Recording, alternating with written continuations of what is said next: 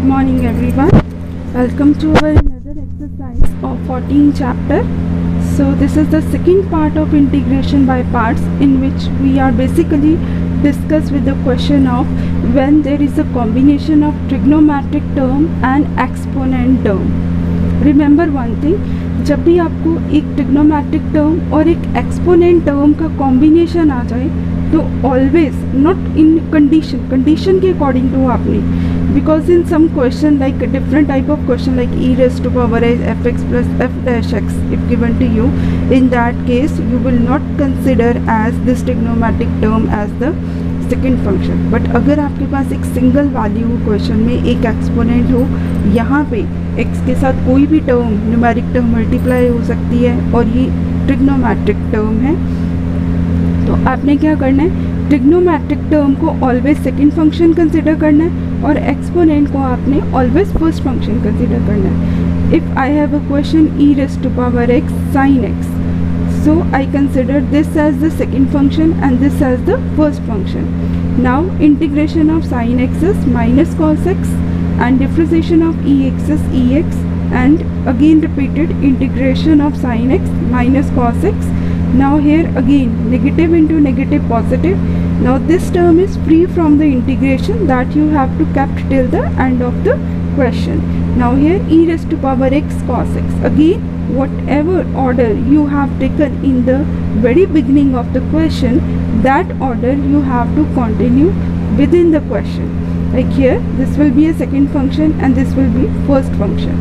Now first function kept outside, second function we have to write the integration of the second function. Second function को always integrate करते हैं और first function को पहले हम outside रखते हैं, और उसके बाद जब नेगेटिव साइन आता है इंटीग्रल के अंदर जो आपने फर्स्ट फंक्शन रखा होता था, फिर उसके बाद आपने डिफरेंशिएशन करनी है और ये इंटीग्रेशन यहाँ पे रिपीटेड फॉर्म में आ जाएगी. e raised to power x sin x minus integral e raised to power x sin x. Reason of that is because both exponent and trigonometric function there is no end. If you go continuous again and again, so there will be no end in the question.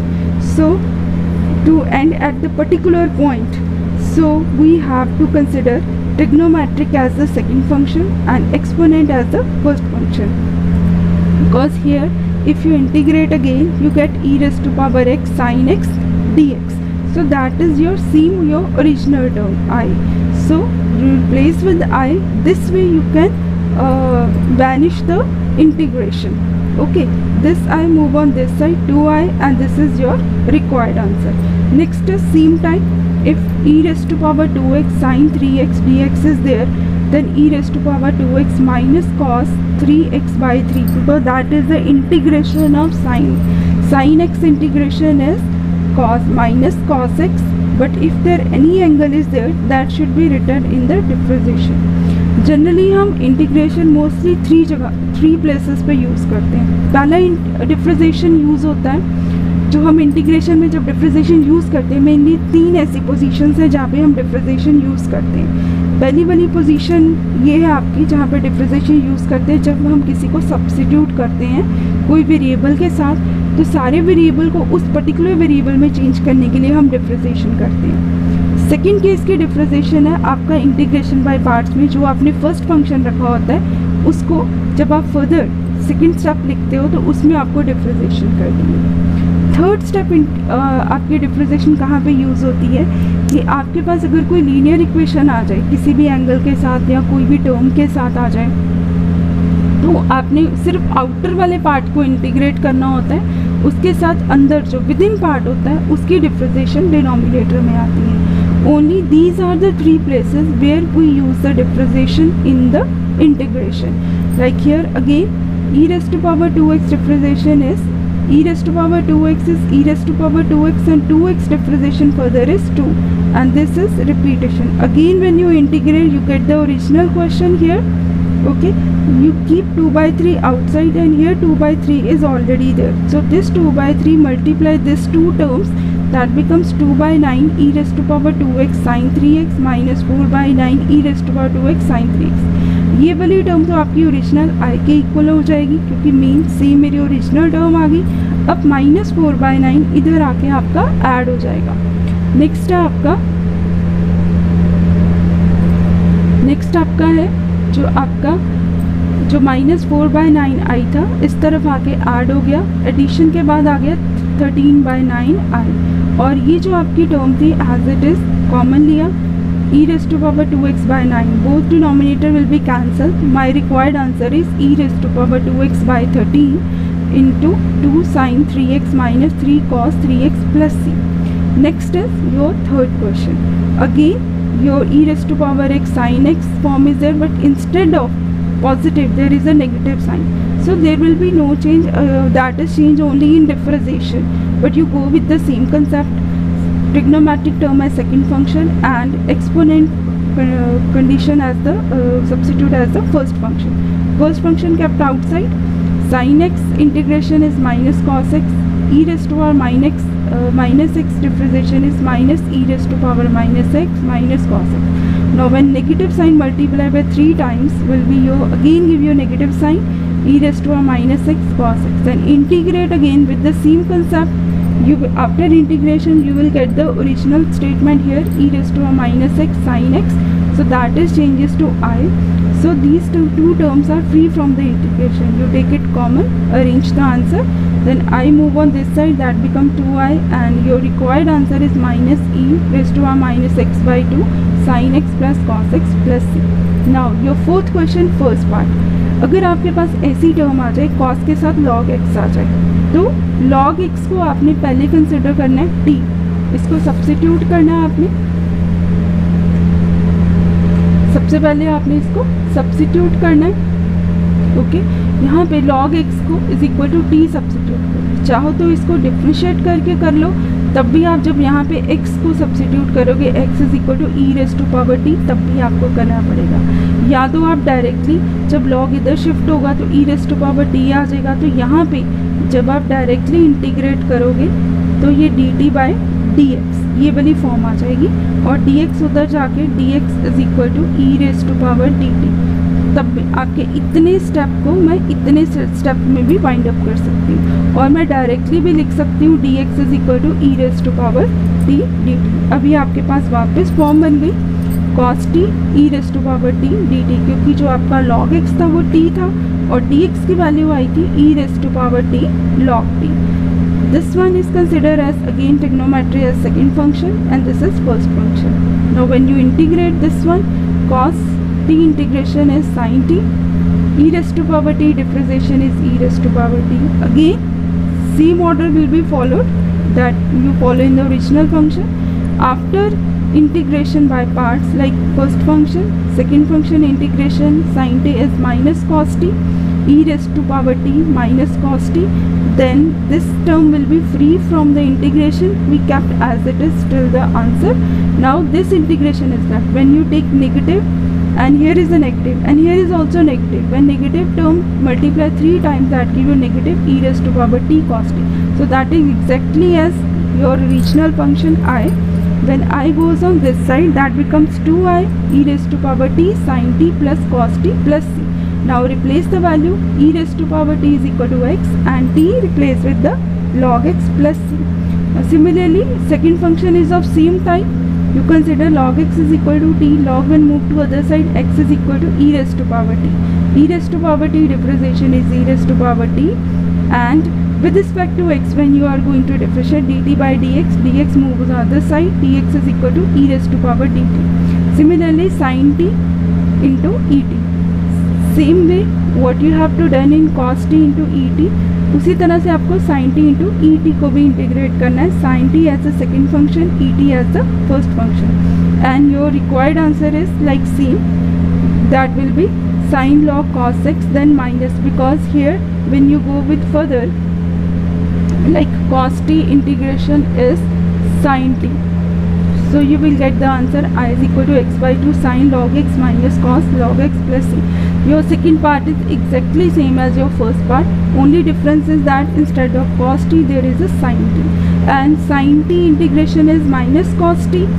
So if you go with the negative of cos t and cos t, further integration is sin t and sin t. So this is your original term, this is et sin t, that becomes minus cos t. So sin t minus cos t, you keep as positive sign in first position, sin log x minus cos log x, and replace the t value.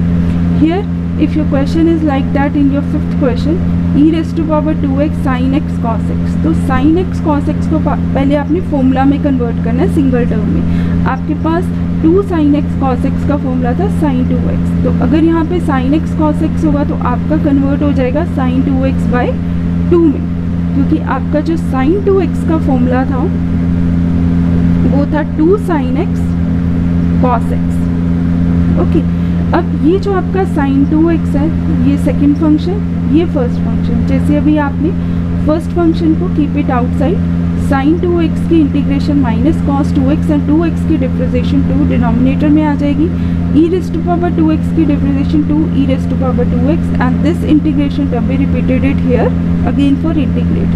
2 will be cancelled, so negative negative become positive, e raised to power 2x cos 2x. Then cos 2x integration is sin 2x by 2, and e raised to power 2x differentiation is 2 e raised to power 2x sin 2x by 2. 2 will be cancelled, so what is left? And here 1 by 2 is outside. When you open with all the bracket, 1 by 2 accompany with all the terms, and this term become 1 by 2 e raised to power 2x sin 2x, exactly as your this term. You converted this into I, shifted another side, and I is equal to e raised to power 2x by 8 sin 2x minus cos 2x plus c is your required answer. Now your next is your e raised to power x sin square x. Now in your sixth question, here e raised to power x sin square x, यहाँ पे आपके पास 2 sin square x का formula था 1 minus cos 2x, और अगर 2 नहीं है तो 2 डिनोमिनेटर में आ जाएगा 1 minus cos 2x by 2. Keep 1 by 2 outside, e raised to power x 1 minus cos 2x.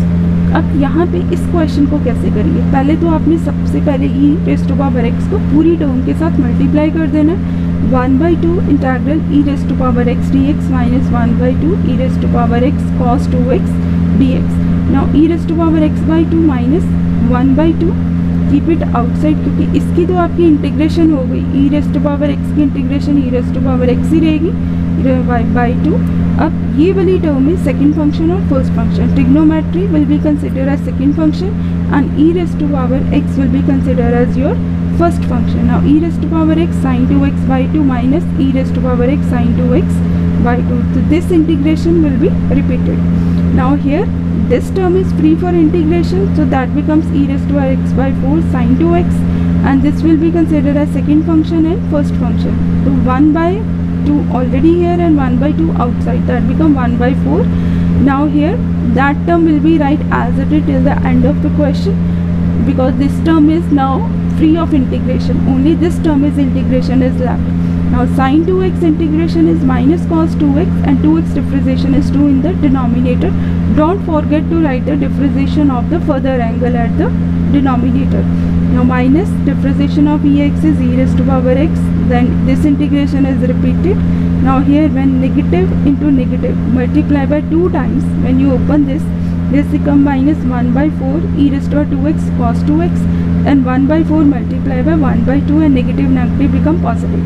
यहाँ पे मैंने 1 by 8 इसलिए नहीं लिखा क्योंकि मेरे पास यहाँ पे 1 by 2 ये वाली वैल्यू है, तो मैंने 1 by 4 को इसीलिए साइड पे रहने दिया, और जो आपकी 1 by 2 e raised to power cos 2x की वैल्यू यहाँ से एक्सट्रैक्ट कर ली. तो ये जब इधर जाएगा तो ये वाला 1 by 2 integral e raised to power x dx, और i इधर आके बन जाएगा माइनस i, तो ये सारी वैल्यू इसकी जगह पे आ जाएगी ये, और ये पूरी term 1 by 4 as it is ही बाहर आएगा. अब इसकी इंटीग्रेशन तो e raised to power x ही आ जाएगी, ये बन जाएगा e raised to power x by 8 2 into 4. Okay, और ये तो आपका ऑलरेडी था e raised to power x, ये तो आपका ऑलरेडी इंटीग्रेशन फ्री वाली टर्म थी. ये i जो माइनस i है 1 by 4i minus 1 by 4i, क्योंकि 1 by 4 बाहर था, माइनस 1 by 4i उधर आके ऐड हो जाएगा i प्लस 1 by 4i, और बाकी टर्म एज इट इज़ जो आपकी इंटीग्रेशन फ्री थी. सिर्फ इसका हम एलसीएम लेंगे, 8 एलसीएम आ जाएगा, तो ये बन जाएगा 5 by 8 e raised to power x. ये आपकी टर्म आ जाएगी 5 by 8 e raise to power x minus e raise to power x by 8 cos 2x plus 2 sine 2x plus c 5/4। अब इसको सिर्फ अरेंज करना है, 5/4 इधर जाके 4/5 मल्टीप्लाई हो जाएगा, 5 विल बी कैंसल। तो ultimately your answer is left e raise to power x by 2 minus e raise to power x by 10 cos 2x plus 2 sine 2x plus C. Seventh question है 1/x³ sine log x। अब log x की तो हमें differentiation पता है, 1/x dx है। Okay, चाहो तो आप क्या करो, log x is equal to t कर लो, x is equal to e t कर लो, और dx आपका आ जाएगा, सिर्फ dx जो चेंज होगा। अगर आप इसको लेके चलोगे तो आपका dx आ जाएगा e raise to power t dt।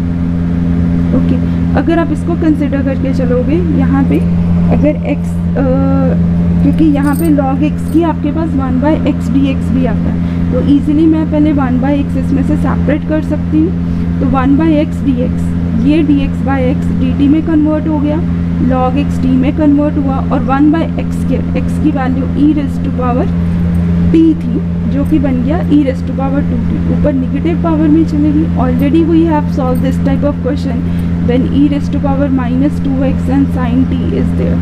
That is same question here, we already done here. This one is e raised to power minus x sin x. This way only difference is that is negative minus 2 is there.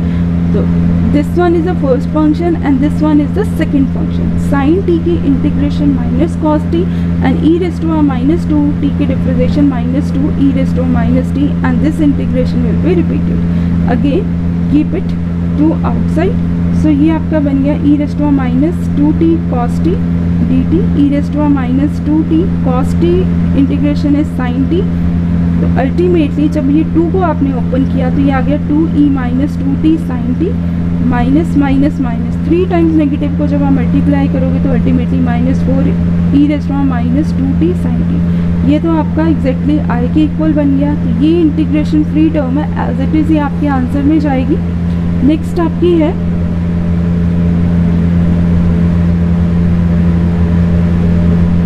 e minus e raise to 2t -4i इधर आके +4i हो गया। That you just arrange the term और now you replace the term. अब e raise to power 2t आपका x² था, 5 denominator में आ गया, और इस t को आपने log x में वापस कन्वर्ट कर दिया जो आपने स्टार्टिंग में इसको कैरी ऑन किया। Next is e raise to power 2x cos square x। यहाँ पे cos square x का फॉर्मूला अप्लाई होगा 1 + cos 2x बाई 2। अब आपने जैसे हमने वहाँ पे साइन स्क्वायर एक्स का फॉर्मूला अप्लाई किया था 1 - cos 2x बाई 2, यहाँ पे cos स्क्वायर एक्स का आ जाएगा। सेपरेट किया टर्म को e raise to power 2x plus e raise to 2x cos 2x। ये वाला जो क्वेश्चन अभी हमने किया था इसमें हम डिफरेंट वे से भी कर सकते हैं, क्योंकि यहाँ पे हमें बहुत बड़ी सब्स्टिट्यूशन करनी पड़ी थी। तो हम क्या करेंगे, इसको और भी ज़्यादा सिंप्लीफाई कर सकते हैं कि मुझे इतनी बड़ी सब्स्टिट्यूशन ना करनी पड़े। तो e raise to power 2x cos, ये तो आपका इंटीग्रेशन जब किया e raise to power 2x की integration e raise to power 2x आ गया, 2x की डिफ्रेंशिएशन 2 नीचे आ जाएगी, तो ये आ गया आपका e raise to 2x by 4। अब यहाँ पे जो फंक्शन आया, क्योंकि फर्दर मुझे कुछ सब्स्टिट्यूशन करनी है इसकी, तो इसको मैंने I1 का नाम दे दिया। और जब मैंने I1 के वे से इसको सॉल्व किया तो ये मेरी फर्स्ट इक्वेशन आ गई। तो जैसे ही मेरा I1 का आंसर आता है, यहाँ पे मुझे रिप्लेस बैक कर देना है, तो वो मेरा रिक्वायर्ड आंसर रहा। इससे मुझे बहुत बड़ी सब्स्टिट्यूशन करने की ज़रूरत नहीं है, जैसे मैंने e रेज़ टू पावर ये मैंने पिछले क्वेश्चन में की थी e raise to power sin 2x में, इसमें मुझे बहुत बड़ी सब्स्टिट्यूशन करनी पड़ी थी, तो मैंने इसको भी रिड्यूस किया। चाहो तो आप यहाँ पे 1/4 इसको I1 कंसिडर करके सेपरेटली सॉल्व करके वैल्यूज़ को वापस अरेंज कर सकते हो। अब जैसे e raise to power 2x first function cos 2x integration is sin 2x, differentiation of 2x is 2। Now differentiation of e raised to power 2x is 2, e raised to power 2x sin 2x by 2, 2 will be cancelled, only e raised to power 2x sin 2x। अब इसको further आपने by parts में integrate किया तो आपके पास आ गया e raised to 2x by 2 cos 2x minus e raised to power 2x cos 2x। अब ये वाली चीज़ को सब्स्टिट्यूट करना ज़्यादा ईजी है, क्योंकि ये I1 के इक्वल था, तो यहीं पे मैं I1 इसको कंसिडर कर लेती हूँ। तो जैसे मैंने इसको I1 कंसिडर किया, तो I1 इधर आके क्या बन गया 2I1 e raise to power 2x by 2 sin 2x plus cos 2x. So after cross multiply e raised to 2x by 4 sin 2x plus cos 2x. अब आपका जो i की वैल्यू थी ये तो आपकी पहले ही आ गई थी, इसके पहले i1 के पहले 1/2 था, तो इसके साथ 1/2 मल्टीप्लाई होके e raised to 2x by 8 sin 2x plus cos 2x plus c. Next आपका लास्ट क्वेश्चन है इस एक्सरसाइज का, x square e raised to x cube cos x cube dx. सबसे पहले तो आपने x क्यूब को t में कन्वर्ट करना है, 3x स्क्वायर dx dt आ जाएगा. x स्क्वायर dx मीन्स यहाँ से x स्क्वायर और ये dx dt बाई 3 में कन्वर्ट होगा और ये e raised to power t cos t second function है, e raised to power t first function है. आफ्टर इंटीग्रेशन जैसे इंटीग्रेशन किया तो मेरे पास टर्म आ गई, यहाँ पर जो टर्म आई ये 1/3 सबके साथ कॉमन था, तो ये 1/3 e raised to power t cos t, तो ये पूरी की पूरी टर्म i में कन्वर्ट हो जाएगी, i plus I 2i e raised to power t by 3 sin t plus cos t. अब t को कन्वर्ट किया x क्यूब में, 2 इधर जाके 6 में कन्वर्ट हुआ, 3 × 2 6 e raised to x cube by 6 sin x cube plus cos x cube plus c. Thank you, have a nice day.